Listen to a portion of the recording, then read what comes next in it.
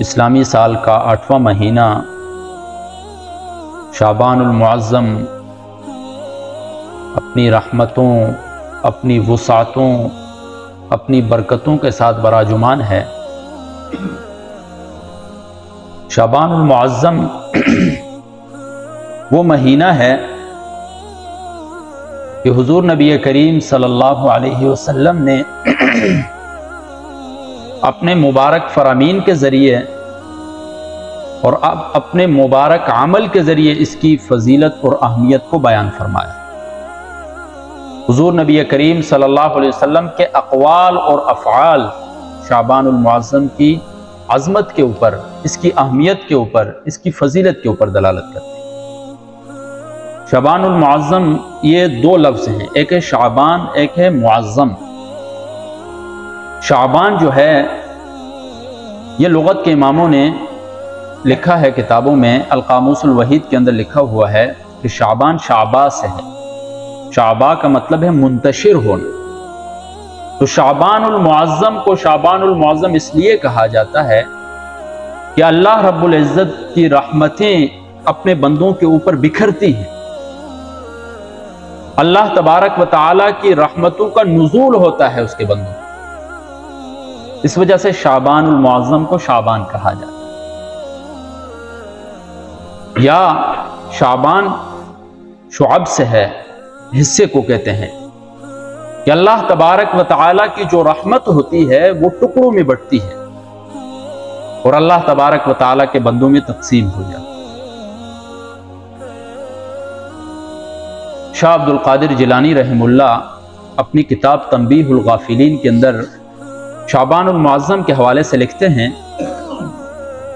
کہ شعبان جو ہے اس کے اندر 5 حروف ہیں، شین، عین، با، الف، نون، شعبان۔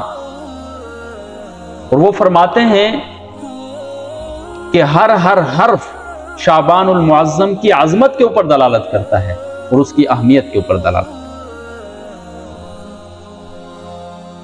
اب دیکھیں آپ تو شعبان المعظم میں پہلا لفظ کون سا ہے؟ شین آ رہا ہے پہلا لفظ۔ تو حضرت شاہ عبد القادر جیلانی رحم اللہ فرماتے ہیں کہ شین کا مطلب کیا ہے؟ شین سے اشارہ ہو رہا ہے شکر کی طرف، کہ انسان کو اللہ تبارک و تعالیٰ کا زیادہ سے زیادہ شکر بجا لانا چاہیے کہ زندگی کے اندر ایک دفعہ پھر موقع مل رہا ہے رمضان المبارک کو پانے کا۔ اور اسی طرح دوسرا لفظ عین، عین سے اشارہ ہے علو کی طرف، بلندی کی طرف۔ گویا کہ جو شخص شعبان المعظم کے اندر اللہ تبارک و تعالیٰ کے احکام کے اوپر عمل پیرا ہوتا ہے، اللہ تبارک و تعالیٰ روحانی اعتبار سے اس شخص کو بلندیوں تک پہنچا دے۔ اور تیسرا لفظ ہے با، شعبان۔ با اس سے اشارہ ہے بر کی طرف، نیکی کی طرف۔ کیا مطلب ہوا کہ شعبان المعظم کے اندر ہمیں زیادہ سے زیادہ نیکی کرنی چاہیے۔ اور اسی طرح چوتھا لفظ الف، الف سے اشارہ ہو رہا ہے الفت اور محبت کی طرف، کہ ہمیں اپنے درمیان محبتیں بکھیرنی چاہیے،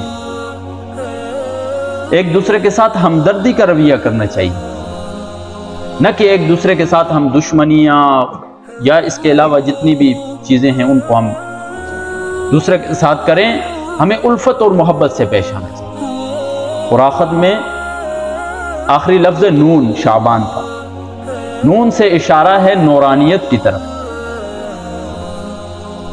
کہ شعبان المعظم کے اندر جو شخص اللہ تبارک و تعالیٰ کے بتائے ہوئے احکام کے مطابق زندگی گزارتا ہے، اللہ تبارک و تعالیٰ کفر اور شرک کے اندھیروں سے بچا کر اسے اسلام اور توحید کی نورانیت عطا کرتا ہے۔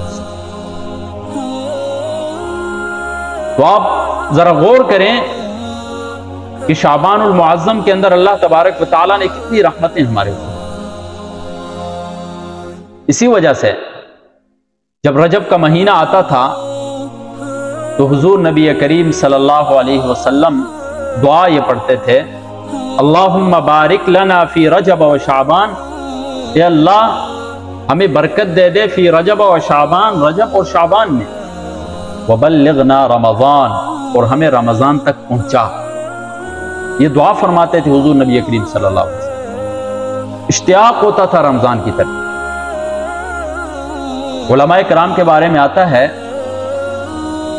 کہ اکابرین جو ہوتے تھے وہ 6 مہینے رمضان کا انتظار کرتے تھے، 6 مہینے تک کے، اور دعائیں کرتے تھے یا اللہ ہمیں رمضان المبارک کا مہینہ نصیب کر۔ اور پھر جب رمضان المبارک کا مہینہ گزر جاتا تھا تو 6 مہینے تک پھر افسوس کرتے تھے کہ ہم رمضان المبارک کے مہینے کو جس طرح حق تھا ادا کرنے کا اس طرح ہم اس کے اندر عبادت نہیں کر سکتے۔ یہ کیفیات پیدا ہوتی تھی ان کے اندر۔ صحابہ کرام رضوان اللہ تعالی علیہم اجمعین کی زندگیوں کا آپ مطالعہ کریں۔ شعبان المعظم کا یا رجب کا مہینہ آتا تھا تو ان کی کیفیات کیسی ہوتی تھی۔ تو شعبان المعظم کا مہینہ ہمارے پاس بھی آیا ہے، ہمیں اس مہینے کے اندر کیا کرنا ہے، ہمارے لیے کیا شریعت کی طرف سے احکام۔ تو پہلی چیز، پہلا کام جو ہم نے کرنا ہے وہ ہے کہ ہم شعبان المعظم کی تاریخوں کو یاد رکھیں کہ اتنے دن رہ گئے ہیں رمضان المبارک کے لیے۔ اسلامی تاریخ کا یاد رکھنا اس کی باقاعدہ ترغیب ہے، اور خاص طور پر شعبان المعظم کی جو تاریخیں ہیں۔ امام حاکم نے مستدرک حاکم کے اندر ایک روایت نقل کی ہے، فرماتے ہیں حضور نبی کریم صلی اللہ علیہ وسلم نے فرمایا احصو ہلال شعبان لرمضان، شعبان المعظم کے چاند کو گنو لرمضان، رمضان کے لیے۔ کیا مطلب ہے اس کا؟ مطلب یہ ہے کہ رمضان المبارک کے مقاصد کے حصول کے لیے، رمضان المبارک کی بابرکت ساعات کو پانے کے لیے شعبان المعظم کی تاریخوں کو گنو۔ آج ہم اپنی زندگیوں میں دیکھیں، ہمیں انگریزی مہینوں کے نام یاد ہیں، سارا کچھ ہوتا ہے، جنوری، فروری، مارچ، اپریل، سارا کچھ یاد ہے۔ بہت کم لوگ ہیں جن کو اسلامی مہینوں کے نام یاد ہوتے ہیں۔ اسلامی مہینوں کی پھر تاریخوں کو یاد رکھنا تو بہت الگ بات ہے۔ کوشش کرنی چاہیے اپنے بچوں کو لے کر۔ صحابہ کرام رضوان اللہ تعالی علیہم اجمعین کی زندگیوں کا مطالعہ کرائیں، ان کے سامنے ان کے قصے پڑھ کر سنائیں تاکہ انہیں اسلامی تاریخ یاد رہے۔ ہم دیکھو زندگی کے اندر ہم اپنے بچوں کو کافروں کے ملکوں میں بھیجتے ہیں دنیاوی ڈگریاں لینے کے لیے، لیکن ہم سے اتنا نہیں ہوتا ہے کہ ہم اپنے بچے کو محلے کی مسجد میں بھیج دیں تاکہ جہنم سے وہ خلاصی ہو جائے، جہنم سے چھٹکارا پا لے۔ اتنا کام ہم نہیں کرتے۔ تو اسلامی تاریخ جو ہے اس کو یاد رکھنا، یہ بھی اس کی بھی ترغیب ملتی ہے مجھے۔ لیکن ایک غلطی ہے، اس کا ازالہ میں یہاں پر کرنا چاہوں گا۔ جب شعبان المعظم کا مہینہ شروع ہوتا ہے تو ہمارا social media, WhatsApp, Facebook, Twitter, تمام کے اوپر یہ ایک لائنیں لگ جاتی ہیں میسج کی۔ میسج کیا ہوتا ہے کہ جس نے رمضان المبارک کی خوشخبری دی اللہ تبارک و تعالیٰ اسے جنت میں داخل کرے، حضور نبی کریم صلی اللہ علیہ وسلم نے۔ اور اسی طرح کہتے ہیں کہ حضور نبی کریم صلی اللہ علیہ وسلم نے فرمایا جس نے رمضان کی خوشخبری دوسرے تک پہنچائی اللہ تبارک و تعالیٰ جہنم کی آگ اس پر حرام۔ العیاذ باللہ، یہ کسی کتاب کے اندر حدیث موجود نہیں ہے، سرے سے حدیث ہے ہی نہیں، ہے ایک من گڑت روایت بنائی ہوئی اپنے سے، اور ہم لوگوں کے اندر آگے بیان کر رہے ہیں اس چیز کو۔ اب یہاں پر حدیث کے اندر صرف اتنے الفاظ آئے ہیں، احصو ہلال شعبان لرمضان، شعبان المعظم کی تاریخوں کو گنو رمضان کے مقاصد حاصل کرنے کی، اس سے آگے کوئی الفاظ نہیں ہیں، لیکن ہم نے اپنی طرف سے من گڑت چیزیں بنائی ہیں اور اسے ثواب سمجھ کے آگے شیئر بھی کرتے رہتے ہیں۔ حالانکہ بخاری شریف کی روایت ہے، حضور نبی کریم صلی اللہ علیہ وسلم نے فرمایا من کذب علی متعمدا فلیتبوأ مقعدہ من النار، جس نے میرے اوپر جان بوجھ کر جھوٹ باندھا وہ اپنے آپ کو تیار کر لے آگ کے لیے، اپنا ٹھکانہ آگ کے اندر کر لے۔ اور یہ وہ لوگ ہیں अख्सरीन अमाला, जो अपने अमाल को कम कर रहे होते हैं। वो तो समझ रहे होते हैं हमारे अमाल बढ़ रहे हैं, हमें सवाब मिल रहा है, पता नहीं है कि उनके अमाल कम हो रहे हैं। ऐसे काम करने के लिए एक गुनाहगार होगा, नमाज नहीं पढ़ता होगा, क्या मैसेज सेंड करने से सिर्फ उसको जन्नत मिल जाएगी? जन्नत इतनी सस्ती तो नहीं है कि सिर्फ मैसेज सेंड करने से वो जन्नत मिल जाए। या एक शख्स है रमजान मुबारक के रोजे नहीं रखता है, लेकिन रमजान की खुशखबरी दे दे तो अल्लाह तबारक व तआला उसे जन्नत अता करेंगे, या जहन्नम से खलासी देंगे उसे। जहन्नम से तो बचा जाता है आमाल करके मेरे भाई। जन्नत मिलती है ईमान के साथ, जन्नत मिलती है ईमान के बाद आमाल करने के साथ, जन्नत मिलती है ईमान के बाद रोजा ज़कात हज अदा करने के साथ, जन्नत मिलती है ईमान के बाद उस पर कायम और दायम रहने के साथ मेरे भाई। तो इस तरह के जो खुराफात होते हैं, इस तरह की मनगढ़ंत चीजें होती हैं, इनसे खुद भी बचें, और आपका कोई दोस्त पड़ोसी इर्द गिर्द आपको कोई चीज सेंड करे उसे भी समझाएं इस चीज के बारे में, ताकि वो भी गुनाह से बच सके। तो पहला काम तो हमने ये करना है कि हमने अहसु हिलाल शाबान अल रमजान, शाबान उल मुअज़्ज़म की तारीखों को याद। दूसरा काम जो है, जो सीरत तय्यबा से भी हमें मिलता है, कि ज्यादा से ज्यादा नफली इबादत करें। अब शाबान उल मुअज़्ज़म अगरचे फजीलतों वाला महीना है, लेकिन इसके अंदर कोई खास मुतअय्यन इबादत नहीं है। जिस तरह रमजानुल मुबारक के अंदर खास रोजे हैं, या ज़िलहज के महीने में कुर्बानी या हज होता है, इस तरह कोई खास इबादत नहीं है शाबानुल मुअज़्ज़म के अंदर। लेकिन इसके बावजूद भी हमें ज्यादा से ज्यादा नफली इबादत करनी चाहिए। हुजूर नबी करीम सल्लल्लाहु अलैहि वसल्लम ज्यादा से ज्यादा रोजों का एहतिमाम फरमाते थे इस महीने की। एक रिवायत में आता है, सहाबा किराम रिज़वानुल्लाहि तआला अलैहिम अजमईन फरमाते हैं कि हुजूर नबी करीम सल्लल्लाहु अलैहि वसल्लम कभी कभार इतने मुसलसल रोजे रखते थे कि हमें खदशा होता था कि अभी अफ्तार ही नहीं करेंगे, मतलब मुसलसल रोजे रखें। और कभी कभार इतना छोड़ देते थे रोजे न रखने को, रोजे नहीं रखते थे कि हमें खदशा होता था कि अभी कोई रोजा रखेंगे नहीं।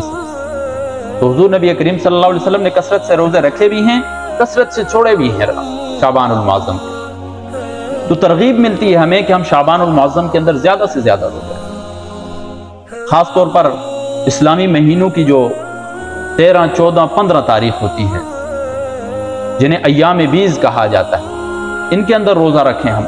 हुजूर नबी करीम सल्लल्लाहु अलैहि वसल्लम से रोजा रखना साबित है, तरगीब है इसकी तरफ। हजरत आयशा रज़ी अल्लाह ताला अन्हा से रिवायत है, फरमाती हैं कि मुझसे जो रोजे कज़ा हो जाते थे, औरतें होती हैं हैज़ की वजह से, कभी कभार रोजे की हालत में अगर हैज़ आ जाए तो रोजा नहीं रख सकती हैं, मजबूरी की वजह से, बीमारी की वजह से। तो वो रोजे जब वो कहती हैं कि मुझसे छूट जाते थे रमजानुल मुबारक के, तो मैं शाबानुल मुअज़्ज़म के अंदर रखती थी। और इसमें मेरे लिए आसानी भी होती थी। आसानी क्या होती थी कि हुजूर नबी करीम सल्लल्लाहु अलैहि वसल्लम भी रोजे रखते थे, मैं भी रोजे रखती थी, इस तरह हमारे लिए आसानी। तो इससे मालूम होता है कि हुजूर नबी करीम सल्लल्लाहु अलैहि वसल्लम शाबानुल मुअज़्ज़म के अंदर ज्यादा से ज्यादा रोजों का एहतिमाम फरमाते थे। और एक रिवायत में आता है, हुजूर नबी करीम सल्लल्लाहु अलैहि वसल्लम ने फरमाया कि इंसानों के आमाल जो हैं शाबानुल मुअज़्ज़म के अंदर अल्लाह तबारक व तआला के यहाँ पेश किए जाते हैं। तो मैं रोजा रखता हूँ ताकि जब मेरे आमाल अल्लाह तबारक व तआला के यहाँ पेश किए जाएं तो उस हाल में मैं रोजे की हालत में, उस वक़्त में रोजे की हालत में। देखिए, हमारे जो आमाल अल्लाह तबारक व तआला के यहाँ पेश होते हैं, यौमिया तौर पर भी होते हैं, हफ्तावार भी होते हैं, और सालाना तौर पर भी होते हैं। यौमिया तौर पर कैसे होते हैं? जो फरिश्तों की ड्यूटियाँ लगी होती हैं, फजर से लेकर असर तक फरिश्ते होते हैं, वो हमारे आमाल लिख रहे होते हैं। वो फिर जब असर का वक्त होता है वो उठ जाते हैं, वो फिर हमारे आमाल को लेकर जाते हैं अल्लाह तबारक व तआला की। और फिर असर के वक़्त से लेकर सुबह फजर तक जो फरिश्ते होते हैं, फजर के वक़्त वो फिर हमारे आमाल लें। याद रखें कि अल्लाह तबारक व तआला को हमारे आमाल की ज़रूरत नहीं है, और ये भी नहीं है कि अल्लाह तबारक व तआला को हमारे आमाल का पता नहीं है। वो तो आलिमुल गैब व शहादा है। ये सिर्फ और सिर्फ फरिश्ते अपनी ड्यूटियां पूरी कर रहे हैं। अल्लाह तबारक व तआला हर चीज को जानते हैं। तो हुजूर नबी करीम सल्लल्लाहु अलैहि वसल्लम फरमाते थे कि शाबानुल मुअज़्ज़म के अंदर आमाल को पेश किया जाता है, तो इस वजह से میں یہ چاہتا ہوں کہ جب میرے اعمال کو پیش کیا جائے تو اس وقت میں روزے کے رہیں۔ اس سے بھی ہمیں ترغیب ملتی ہے کہ ہم زیادہ سے زیادہ شعبان المعظم کے اندر روزے رکھیں۔ اور عقلی طور پر بھی ہم سوچیں، جب انسان کوئی کام فوراً شروع کرتا ہے تو اس وقت فوراً شروع کرنے میں اس کو تھوڑی تکالیف محسوس ہوتی ہے۔ تو شعبان المعظم جو ہے یہ رمضان المبارک کا ایک مقدمہ ہے۔ تو جب اس کے اندر بندہ کثرت سے روزے رکھے گا تو اس کی ایک عادت بن جائے گی، پھر رمضان المبارک کے روزے رکھنا اس کے لیے آسانی ہو جائے گی، سحری کے لیے اٹھنا اس کے لیے اچھا ہوگا، وہ آسانی سے اٹھ جائے گا سحری کے لیے۔ اس کے علاوہ بھی دن بھر روزہ رکھا ہوگا پہلے تو ایک عادت بن گئی، وگرنہ جن لوگوں کی عادت نہیں ہوتی ہے اچانک روزہ رکھ لیتے ہیں تو ان کی حالت بڑی خراب ہو جاتی ہے۔ تو اس میں بھی حکمت ہے یہ کہ رمضان المبارک کے لیے اختیاری ہو رہی ہوتی ہے۔ اور اس کے علاوہ شعبان المعظم کے اندر ایک رات آتی ہے 14 تاریخ گزر کر، اسلامی 14 گزر کر جو رات ہوتی ہے جسے شب برات کہا جاتا ہے۔ شب کہتے ہیں فارسی کا لفظ ہے رات کو، برات کہتے ہیں آزادی کو۔ روایت میں آتا ہے کہ حضور نبی کریم صلی اللہ علیہ وسلم فرماتے ہیں کہ اللہ تبارک و تعالی شب برات میں بنو کلب کی بکریوں کے بالوں کے برابر جو ہے لوگوں کو جہنم سے خلاصی دیتے ہیں۔ عرب کے اندر قبائل، بڑے بڑے قبائل ہیں، ان میں سے ایک بنو کلب جو ہے اس کا بھی شمار ہوتا ہے، جن کے پاس بکریاں زیادہ ہوتی تھی۔ تو بنو کلب کی بکریوں کے بال، ایک تو بکریاں پورے قبیلے کی، پھر ان کے بال کون شمار کر سکتا ہے؟ نہیں شمار کر سکتا ہے۔ مراد اس سے کیا ہے؟ کثرت ہے کہ اللہ تبارک و تعالی اتنے زیادہ لوگوں کی مغفرت فرماتے ہیں، اتنے زیادہ لوگوں کو جو ہے وہ جہنم سے خلاصی دیتے ہیں۔ امام بہیقی نے روایت نقل کی ہے اپنی کتاب بہیقی کے اندر، وہ فرماتے ہیں کہ حضور نبی کریم صلی اللہ علیہ وسلم نے فرمایا اتانی جبریل، میرے پاس جبرائیل علیہ السلام آئے، فقال، جبرائیل علیہ السلام نے فرمایا هذه الليلة ليلة النصف من شعبان، یہ جو رات ہے یہ شعبان المعظم کی نصف والی رات ہے، آدھا مہینہ جب پورا ہو جاتا ہے وہ والی رات ہے۔ وَلِلَّهِ فِيهَا عُتَقَاءُ مِنَ النَّارِ، اللہ تبارک و تعالیٰ کے لیے اس میں عتقاء من النار، آگ سے آزاد لوگ، یعنی اللہ تبارک و تعالیٰ اس رات کے اندر اپنے بندوں کو کیا کرتے ہیں؟ بہت سے بندوں کو آزاد کر دیتے ہیں آگ سے۔ بِعَدَدِ شُعُورِ غَنَمِ كَلْبٍ، بنو کلب کے بکریوں کے بالوں کے برابر جہنم سے خلاصی دیتے ہیں۔ لیکن میرے بھائیو آپ دیکھیں اس حدیث کے اندر جو آگے الفاظ آ رہے ہیں، ایک حضور نبی کریم صلی اللہ علیہ وسلم نے ایک لسٹ بیان کی ہے کہ بہت سے لوگوں کی تو اس رات کے اندر مغفرت ہوتی ہے، بہت سے لوگوں کی تو اس رات میں بخشش ہوتی ہے، لیکن چند لوگ ایسے ہیں کہ ان کی اس رات میں بھی مغفرت نہیں ہے۔ اللہ تبارک و تعالیٰ اس رات کے اندر بھی انہیں معاف نہیں کرتا ہے، وہ اس رات کے اندر بھی اللہ تبارک و تعالیٰ کے سامنے بے شک گڑ گڑاتے رہے، اللہ تبارک و تعالیٰ نہیں معاف۔ وہ کون کون سے ہیں؟ لا ينظر اللہ فیہا الی مشرک، اللہ تبارک و تعالیٰ اس رات کے اندر نہیں دیکھتا ہے مشرک کی طرف۔ کون مشرک؟ جو اللہ تبارک و تعالیٰ کی ذات اور صفات کے اندر کسی کو شریک ٹھہرا، جو مشکل کشا اللہ کے علاوہ کسی اور کو مانتا ہے، جو داتا اللہ تبارک و تعالیٰ کے علاوہ کسی اور کو مانتا ہے، اولاد دینے والا اللہ تبارک و تعالیٰ کے علاوہ کسی اور کو مانتا ہے، وہ مشرک ہے۔ اور شرک کے بارے میں آتا ہے ان الشرک لظلم عظیم، بہت بڑا ظلم ہے شرک۔ اور انبیاء کرام کے بارے میں آتا ہے، اللہ تبارک و تعالیٰ فرماتے ہیں وَلَوْ أَشْرَكُوا لَحَبِطَ عَنْهُمْ مَا كَانُوا يَعْمَلُونَ، اگر یہ انبیاء بھی شرک کریں گے تو ان کے تمام اعمال کو میں ختم کروں گا۔ نبی تصور بھی نہیں ہے کہ ایک نبی شرک کرے گا، سوچ بھی نہیں سکتا انسان کہ ایک نبی سے شرک صادر ہوگا، لیکن اللہ تبارک و تعالیٰ کیا فرماتے ہیں وَلَوْ أَشْرَكُوا، اگر یہ انبیاء بھی شرک کریں گے تو لَحَبِطَ عَنْهُمْ مَا كَانُوا يَعْمَلُونَ، جو کچھ یہ کر رہے ہیں اس کو ختم کر دیں گے۔ کتنا بڑا گناہ ہے میرے۔ تو اس مبارک رات کے اندر اس کی مغفرت نہیں ہوتی۔ اسی طرح دوسرا شخص ہے کینہ پرور، جو دوسروں کے لیے ہمیشہ دل میں بغض رکھا ہوتا ہے، دوسروں کے بارے میں ہمیشہ وہ چالیں لڑتا رہتا ہے ہمیشہ دوسروں کے لیے، کہ کسی طرح میں دوسرے کو ہرا دوں، کسی طرح دوسرے کو نقصان پہنچا دوں، دل میں دوسروں کے لیے حسد، دوسروں کے لیے برائی کا ارادہ رکھتا ہو، اللہ تبارک و تعالیٰ ایسے شخص کی بھی مغفرت نہیں فرماتے ہیں اس رات، وہ بھی محروم رہتا ہے اس رات کی برکت سے۔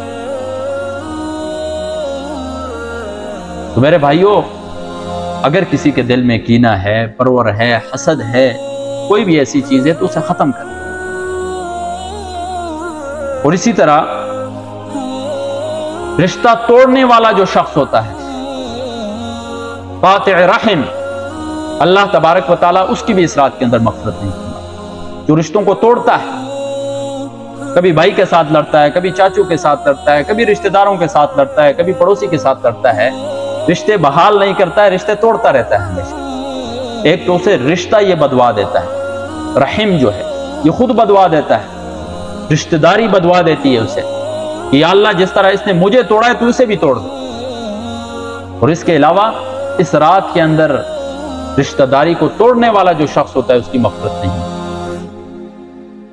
اور اسی طرح شلوار ٹخنوں سے نیچے رکھنے والا شخص جو ہے، اللہ تبارک و تعالیٰ اس کی بھی مغفرت نہیں۔ ولا الی مسبل، شلوار ٹخنوں سے نیچے رکھنے والا، ہمیشہ اس کی شلوار ٹخنوں سے نیچے ہو۔ ما اسفل من الکعبین من الازار فی النار، آگ کے اندر جلے گا۔ آج ہم اپنی زندگیوں میں تھوڑا غور و فکر کریں کہ ہم صریح ایک شریعت کے حکم کی نافرمانی کر، ایک واضح حکم ہے شریعت کا، اس کا ہم خلاف ورزی کر رہے ہیں، بلکہ ہم نے تو الٹا سٹائل ہم نے اپنا لیا۔ ہماری بہنوں کی ٹخنے کھلے ہوتے ہیں اور مرد جتنے ہیں ان کے ٹخنے ڈھکے ہوئے ہوتے ہیں۔ شریعت کا ایک واضح حکم ہے کہ شلوار ٹخنوں سے اوپر رکھنی ہے، اور یہ صرف نماز کے لیے حکم نہیں ہے کہ نماز کے اندر ہم نے شلوار ٹخنوں سے اوپر رکھنی ہے، اپنی زندگی کے اندر چلتے پھرتے اٹھتے بیٹھتے ہم نے شلوار جو ہے ٹخنوں سے اوپر رکھنی ہے۔ شریعت کا حکم ہے واضح، لیکن آج ہم اس کی کیا کر رہے ہیں؟ واضح طور کے اوپر خلاف ورزی کر رہے ہیں۔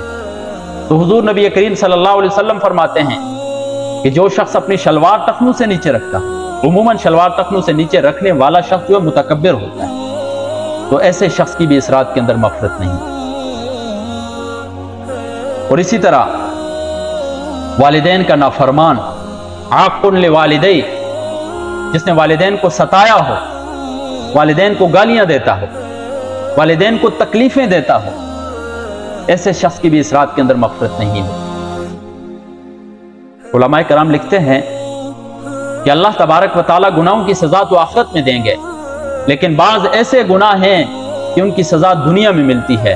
ان میں سے ایک گناہ والدین کا نافرمان، والدین کا نافرمان دنیا کے اندر ذلیل و خوار ہو کر رہ جائے، دنیا و آخرت دونوں میں اللہ تبارک و تعالیٰ اسے ذلیل و خوار کرتا ہے، جو والدین کو ستاتا ہے، جو والدین کی نافرمانی کرتا ہے۔ ایک حدیث کے اندر آتا ہے، دیکھیں آج ہمارے اوپر بیماریاں آتی ہیں، مشکلات آتی ہیں، طرح طرح کے مصائب ہمارے اوپر آ رہے ہیں، طرح طرح کی مشکلات آتی ہیں، یہ کیوں آ رہی ہیں؟ اقصی اباہ ادنا صدیقہ، حدیث کے اندر الفاظ آتے ہیں کہ جب ایک شخص اپنے والد کو اپنے آپ سے دور کر لے گا اور اپنے دوست کو قریب کر لے گا تو اس وقت زلزلوں کا انتظار کرنا، اس وقت آسمان سے پتھر برسنے کا انتظار کرنا، ایسی ایسی بیماریاں، ایسی ایسی وبا آئیں گی کہ ہماری ٹیکنالوجی بھی فیل ہو جائے گی، سمجھ نہیں سکیں گے کہ کیا ہو رہا ہے ہمارے ساتھ۔ عذابات آئیں گے مختلف قسم کے، وجہ کیا ہوگی؟ والدین کی نافرمانی۔ تو یہ والدین کا جو نافرمان ہے اس رات کے اندر بھی اس کی مغفرت نہیں ہے۔ اور اسی طرح شرابی، جو شراب کا عادی ہو، مدمن خمر، تو اس کی بھی مغفرت نہیں ہوتی اس رات میں۔ اور بعض روایات میں آتا ہے کہ زانی، جو زنا کرنے والا ہوتا ہے، اس کی بھی مغفرت نہیں ہوتی اس رات۔ ایک روایت میں آتا ہے کہ الزانی حین یزنی لا یزنی وہو مؤمن، زانی جب زنا کر رہا ہوتا ہے تو اس حالت میں وہ مومن نہیں ہوتا۔ ایمان جیسی جو نعمت ہے وہ اس سے نکل کر صاحبان کی طرح اوپر کھڑی ہو جاتی، دل سے ایمان نکل جاتا ہے جب وہ زنا کر رہا۔ اتنا بڑا گناہ ہے زنا۔ تو زانی جو ہے اس کی بھی مغفرت اس رات کے اندر نہیں ہے۔ تو میرے بھائیوں، یہ چند جو حدیث کے اندر چند لوگوں کا ذکر کیا ہے، چند بدنصیب بدقسمت لوگوں کا جو ذکر کیا ہے، ہم اپنی زندگیوں میں ہر بندہ اپنے آپ کو دیکھے کہ آیا میرے اندر تو یہ چیز نہیں پائی جا رہی، میں تو رشتہ داری نہیں توڑ رہا ہوں، میں تو کدھر شرک نہیں کر رہا ہوں، میں تو کدھر والدین کا نافرمان نہیں ہوں۔ ہر بندہ سوچے، اور اگر کسی کے اندر یہ چیز ہے فوراً توبہ کرے، اس رات کے آنے سے پہلے توبہ کرے میرے، تاکہ اللہ تبارک و تعالیٰ کی رحمتوں برکتوں کا مستحق ہو جائے۔ باقی لیلۃ القدر کی رات ہے، اس کے اندر کوئی خاص عبادت نہیں ہے، اگر کوئی نفلی عبادت کرتا ہے کرے، نفلی عبادت اگر نہیں کر سکتا ہے پھر بھی کسی کو شریعت کی طرف سے کوئی طعنہ یا کوئی اور ایسی چیز نہیں ہے۔ اگر عبادت نہیں کر سکتا ہے کم از کم عشاء کی اور فجر کی نماز کو کم از کم باجماعت ادا کر، اتنا کر لے اس رات کے اندر۔ اور اگر کوئی شخص اتنا بھی نہیں کر سکتا ہے تو میرے بھائیوں، کم از کم اس رات کے اندر یہ رات جو ہے بغیر گناہ کے بغیر گناہ کے اس رات کو گزار دیں، یہ بھی ہمارے لیے کافی ہے اس دور میں۔ یہ جو برکتوں والی عظمتوں والی چیزیں آتی ہیں، راتیں آتی ہیں یا مہینے آتے ہیں، جتنا ان میں زیادہ ثواب ملتا ہے اتنا گناہ کرنے کا وبال بھی ملتا ہے میرے۔ رمضان المبارک کے اندر اگر ڈبل ثواب ملتا ہے تو رمضان المبارک کے اندر گناہ کرنے والے کو ڈبل وبال ملتا ہے گناہ۔ اسی طرح اگر کوئی مبارک رات آتی ہے، لیلۃ القدر ہے، شب برات ہے، ان کے اندر کوئی شخص اگر نیکی نہیں کر رہا ہے، گناہ کر رہا ہے، تو اس کو گناہ کا بھی ڈبل وبال ملتا ہے۔ تو میرے بھائیوں، اگر اس رات کے اندر عبادت نہیں کر سکتے ہیں تو کم از کم اس رات کو بغیر گناہ کے گزار لیں، یہ بھی ہمارے لیے کافی ہے۔ اللہ تبارک و تعالیٰ سے دعا ہے کہ اللہ تبارک و تعالیٰ عمل کی توفیق عطا فرمائے۔ وآخر دعوانا الحمدللہ رب العالمین۔